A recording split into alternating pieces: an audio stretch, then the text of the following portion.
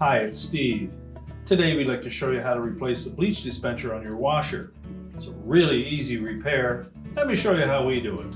Now to change this part, we simply need to open up the lid, and then we can remove that old bleach cup from the top simply by pressing in on the edge and popping it out of there. Now to remove that cup, we're going to push in firmly on this edge that is closest to the tub opening. And that will release the small tab at the front.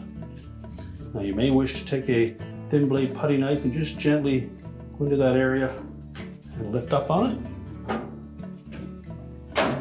And they can then pull it away from the opposite side. Discard the old one.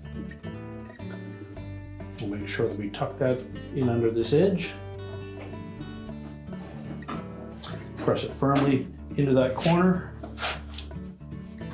At the same time, pressing it on the front edge so we can snap it down into position.